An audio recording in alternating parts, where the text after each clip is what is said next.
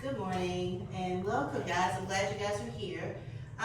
Today, I want to talk to you guys about my job as an instructional coach and how it is that I'm going to come and support you. First of all, I want to introduce myself. Like I said, I'm Veronica Jones. I'm the instructional coach here at Fredonia Hill Elementary, and I just want to introduce myself. You see the guy in the red? Yes, that is Coach Jones. He's the coach here, and yes, I married him. And we have how many kids? 4 or 5 kids. You got a whole bunch of kids. So our oldest here is Seth, and this picture is old.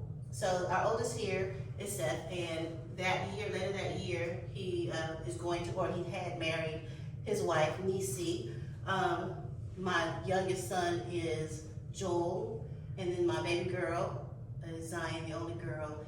And then this guy right here is our middle kid, who later that year, so they got married in June, they later married, and he graduated in December of 24 that same year. And this is his lovely bride, Miss Aaliyah. I have been working in Nacogdoches now for 11 years. I have been a teacher for over 25 years, an instructional coach, 3 of those 25 years. So, today, our focus is going to be guided reading versus strategy grouping. Guided reading is usually done through K through 2. And so I wanted to show you guys what it looks like since we're moving to that, into our classroom for 3 through 5, what it would look like for you guys. So we're going to go ahead and get started. Anybody have any questions? Yeah, so how are you going to be supporting us in the classroom or outside the classroom as an instructional coach? As an instructional coach, my job is to come alongside you and to support you in some issues or concerns that you may have or with implementing some of the reading strategies, some of the lessons, how even with classroom management, if you wanted some help with or support in managing students, testing to come alongside you and show you how to apply data in your classroom so that you can better support your students. There's a lot of things, and we'll get into that a little bit later in the session. So strategy grouping. What is strategy grouping? A strategy group is a small group of students, usually 3 to 5. Okay. Lessons are usually 15 minutes long. As teachers, we get so used to standing in front teaching all the time.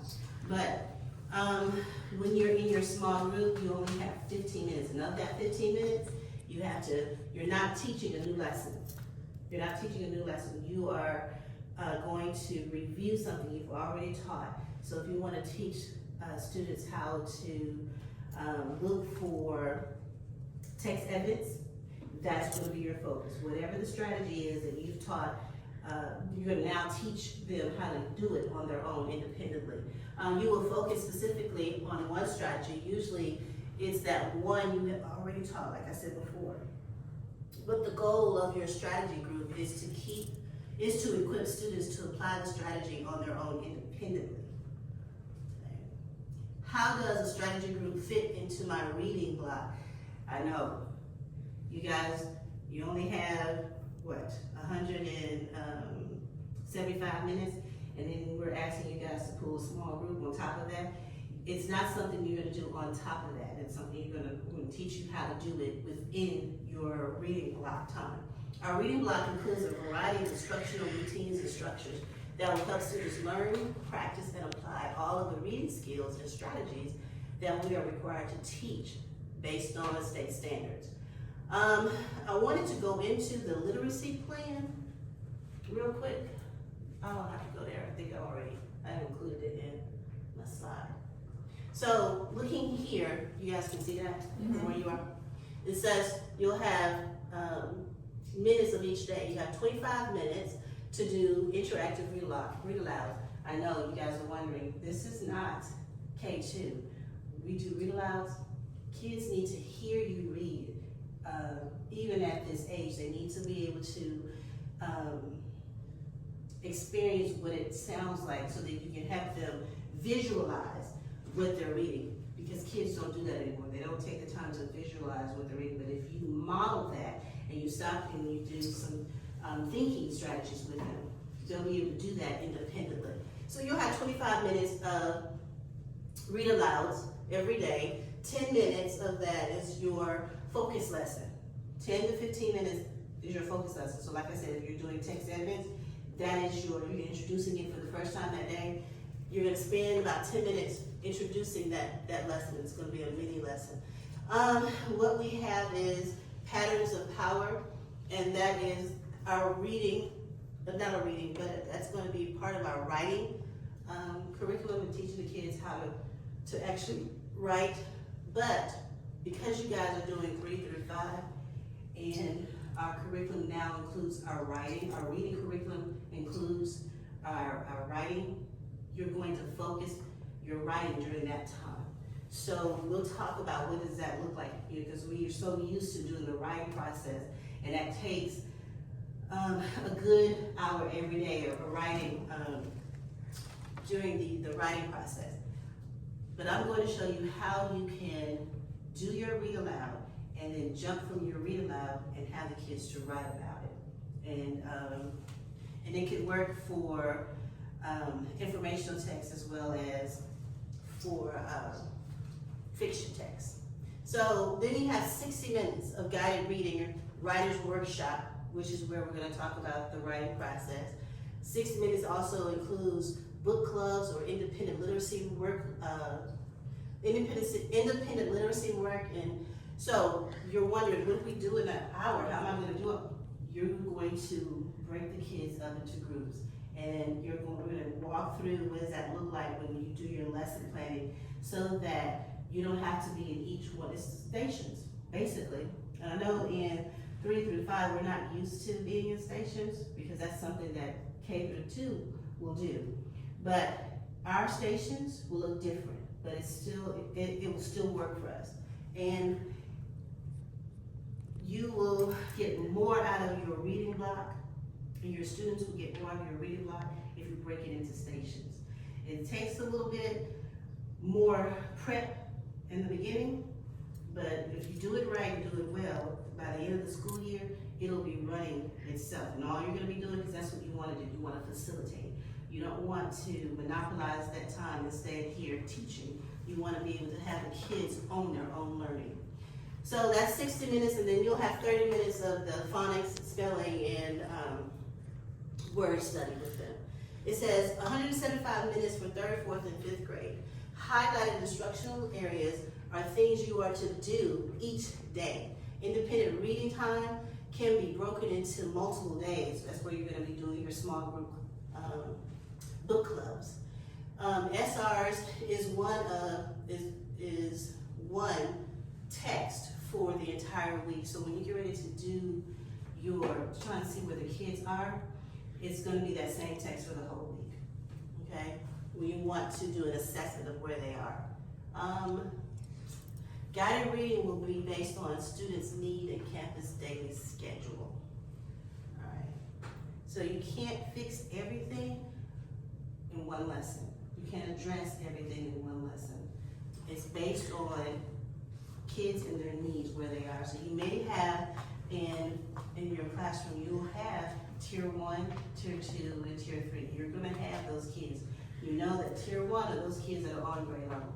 Tier 2 are those kids that are just below, that just need that extra support. And then tier 3 needs some really intense support. So you'll have that in your classroom. All right, suggested components to include.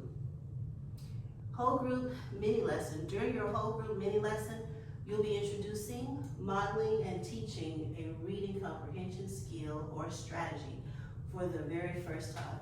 All students are present for this type of lesson. So again, using the example about doing text evidence. When you teach children how to find the evidence to a question, that's gonna be whole group. We're gonna do that whole group. If you're gonna be teaching author's purpose for the first time, you're gonna teach that whole group. Strategy groups. Strategy groups is usually your primary form of small group instruction.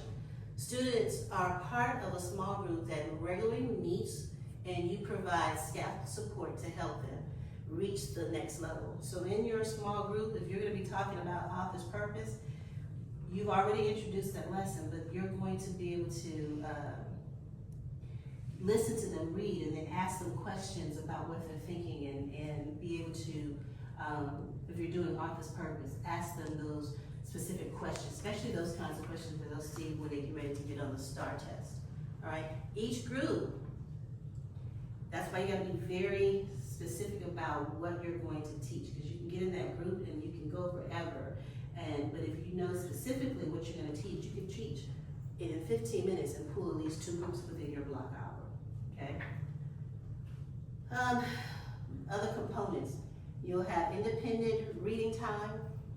That's why when you have your small group, strategy groups, when they get ready to leave your group, they know exactly what they're doing, they know exactly what they're looking for.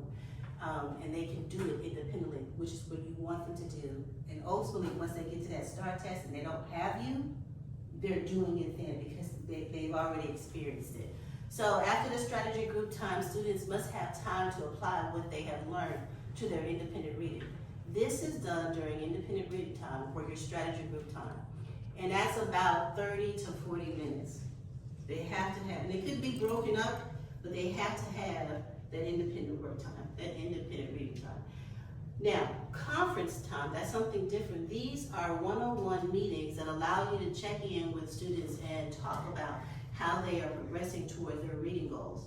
You usually hear them talk about how they have been applying what they have been teaching to their independent reading. That's about 5 minutes. And y'all, even though it says, it looks like it's something done separate, but when you pull them in your strategy group time, you'll see it in the video what it actually looks like. You're able to go in and you'll have a group of kids around you, but you're listening to this one kid read and you're talking to this one kid about their understanding of that particular strategy and how they used it. So that takes about 5 minutes per kid. But you'll have to schedule that in your week, your work week, yes? So piggybacking off of the conferences and kind of checking in with each student about if they're reaching their goals, are the goals individually based for each student based on like what tier they're in and what does that look like?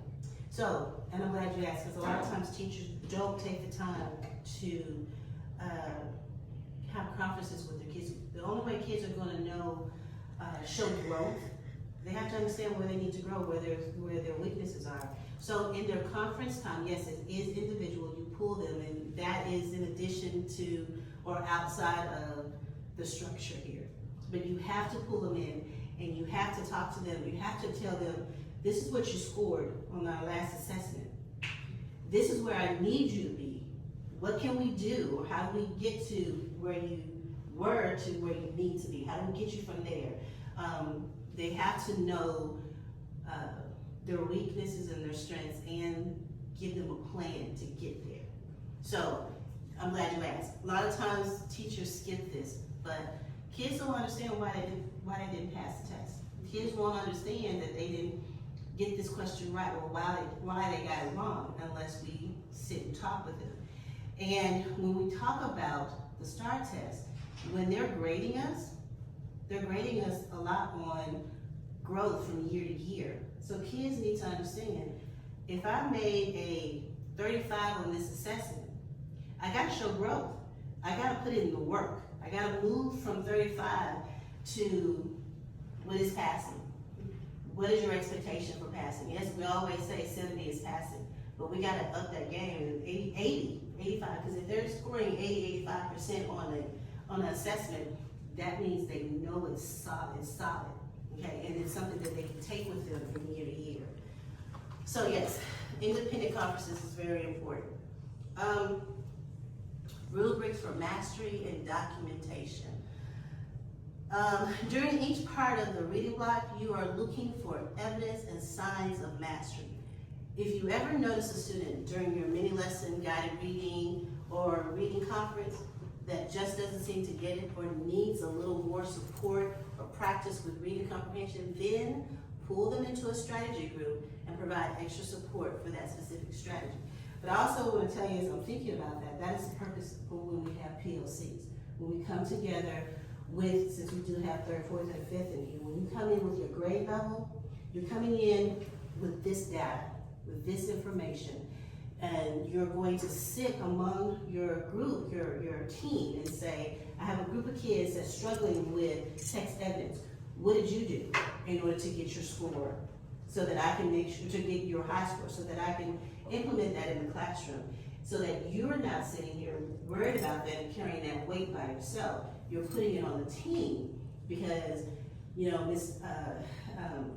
Johnson probably has that same concern. And so she may have a couple of students doing that. Whereas Ms. Jones is saying, I've scored 80 on this, you know, percentile course for the whole class. This is what I've done, okay? So the district has provided mastery rubrics and assessment logs under assessments and curriculum in the mapping. So when we get to the mapping, our curriculum, you'll be able to find all of these forms there in order to help you keep organized and manage the students. All right. How do I get started with strategy grouping? That is, seems like that's the hardest thing, but it really isn't. It does take a lot of organization. And if you do that prior, and make adjustments as you go along, if you put in the work beforehand, it'll get easier as you go along. Getting started with the strategy group is quite simple. First of all, during your reading block, you want to pick a time in your reading block where you have 10 to 15 minutes and just dedicate that as your strategy group time. Don't change it, because if you change it, you're likely not to do it today because we had an incentive. You're likely not to do it today because you had someone to come into the classroom and interrupt you. You pick that time. Most of the time, the best time for me when I was in the classroom was when the kids came in during breakfast, that block of about 30 to 40 minutes where they weren't doing anything. That's when I was pulling groups. So as they came in and they sat and they had breakfast, they came and sat, because you know breakfast is only for most kids, depending on what they want. They're probably only going to spend about 5 minutes, and then what do? Because we're waiting for everybody to get here and get started. I'm pulling groups at that time. Every day, every morning, from 8 to about 8:30, that's my block time. Or during transition, if you know that your first block of kids ends at 10:10, they go to electives, and when they come back from electives, which will be at 11 o'clock. If you can do it before you get to lunch, 11 to 11:30, every day for your second block, that's when you're pulling your small group. You can also find time outside of your reading block, which you can, like just before dismissal, depending on what kids you have. You can pull the strategy group if you have an extra chunk of time during your morning or afternoon transition time. Just make sure whenever you decide to host a strategy group, you can be consistent with that time, day after day or week after week. Not only being consistent with your time, but actually knowing what you're going to do. Because if you're sitting here trying to figure out, well, okay, I can pull a group, what can I do? I gotta go pull this in. But if you're organized and you know what you're gonna do as a part of your lesson plan, you can, even if you just say, oh, I got an extra 15 minutes, you can use that 15 minutes wisely and effectively if you already have stuff planned and prepared. During the week, when you're doing your mini lessons or guided reading or reading conferences, pay attention to students' needs. Just a little extra help with a certain reading skill or strategy. So as you're teaching your strategy and you do the I do, you do, we do, and you realize that this particular student is struggling with that, go ahead and make a mental note or write it down that I need to pull that person in because they're not getting it, okay? So invite them to come to the strategy group. These students can be from all different reading levels and they don't have to be all reading the same text. That's the biggest difference between K2 and 3 through 5. In K2, they were concerned about putting everybody that's reading on a level D together, everybody that's reading on a level H together. But when you get to 3-5, you have different reading levels in your classroom, and they don't have to read the same book. That's the beauty of being in 3-5. You don't have to have, because you have about 25 kids, you don't have to have the same book for them, you can, because we still want the kids to choose the books that they want. So it doesn't matter what they read, because the reading strategies are the same, the reading skills are the same. And if they chose that book, then they're invested in that book, and they're going to want to use that book and use that, and you're gonna use that book to help them to learn that particular reading skill. So it doesn't matter what they bring to you on the table. So they can go to your library and they can pick whatever book they want, or they can go to the school library and pick whatever book they want and utilize that skill. But that's the beauty. You'll be targeting just the kids that need that extra support. When you discover that they're struggling in that particular skill. What do I do during my strategy group? Running a strategy group is really quite simple, and you can use the 4 T's to help structure your lesson. Target, teach, tackle, and transfer. One of the things I didn't tell you guys before is that my middle child now plays for the Los Angeles Rams, so you'll see some football stuff in here as we get ready to go. All right, target. That simply is just a skill. During the target portion of your lesson, you will simply introduce the skill, the strategy you're working on, and explain to your students how this skill will help them as readers. Make sure you give a purpose for the lesson so students are motivated and to participate and to practice. Don't just tell them, this is what we're doing. Make them understand that if I'm teaching you that you need to find the text evidence, why do you need to know the text evidence? Why do I have to do that? That's always the question, especially with our older kids. What does this mean? What do I have to do? Why do I have to do this? Well, when you're finding the text evidence, especially with text evidence, this is going to jump into you doing your extended writing. So when you're writing, especially on the STAR, that you have to have text evidence. Because this happened in the story, because in the story it said, and the character said, and this is the setting, so it goes back to support your decision or your answer. So you want to make sure that you give them a purpose for reading. And remember, this is not teaching. You've already taught text evidence. You've already taught office purpose. You are just going to use an anchor chart to reiterate what you've already taught. All right? So that's the target. And remember, it's only 1 or 2 minutes, so you don't have time to teach anyway. You're just going to do a quick review. Teach.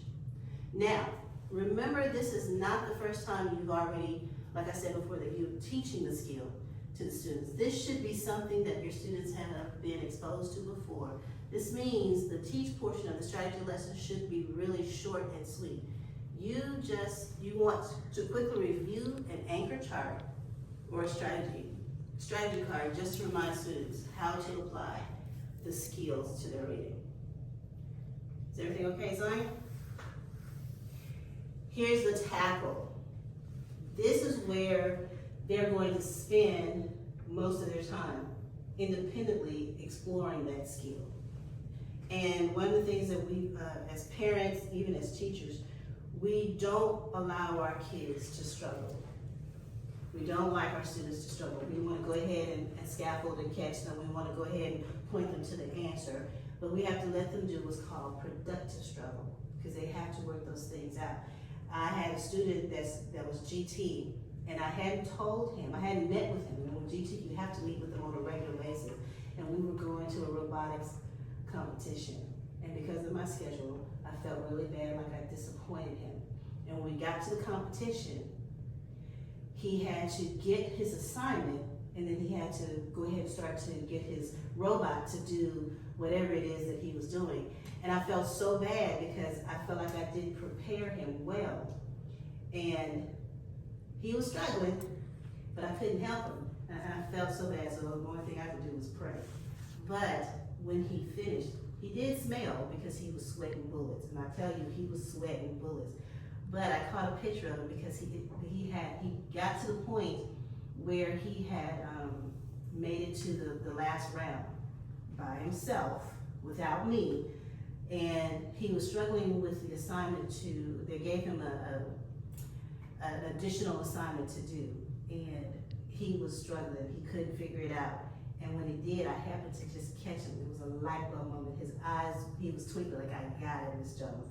And when he finished it, he was able to take it to the end of the competition, and he did well. But what did that teach me? I couldn't do anything. I couldn't help him. I could coach him. I could encourage him. I could even stand there. He did smell. I could stand there with him, but I had to allow him to productively struggle.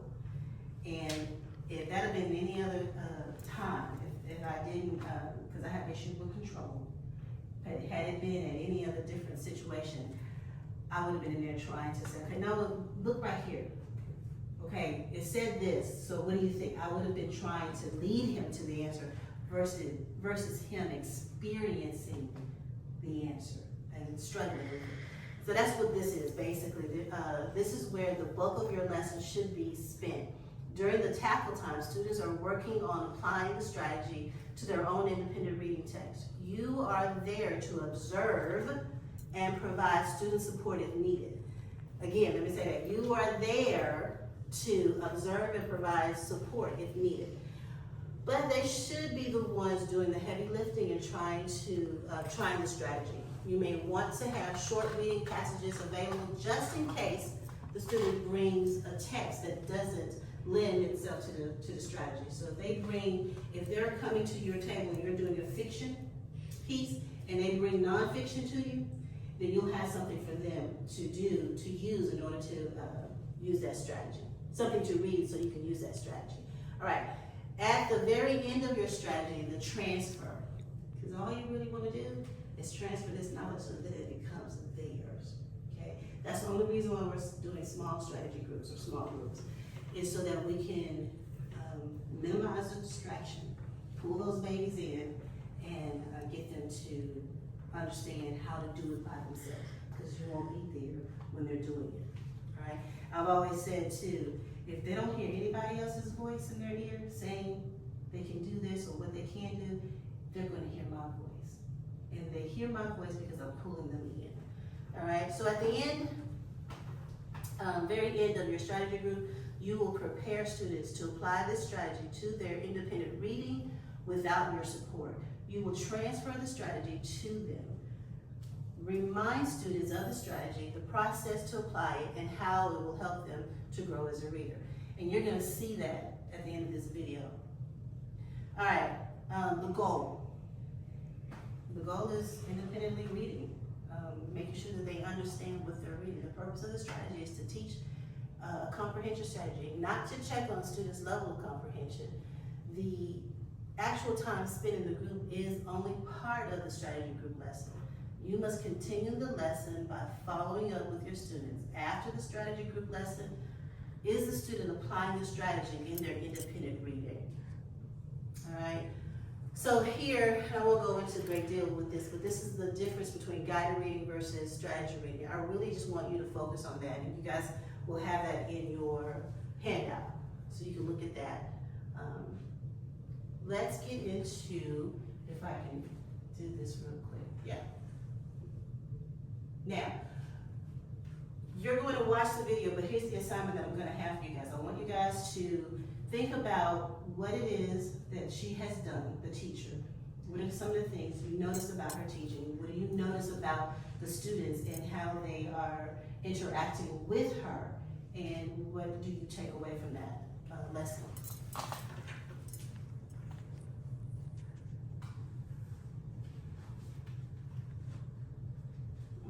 We're not connected to the internet. All right. Zion, you can stop.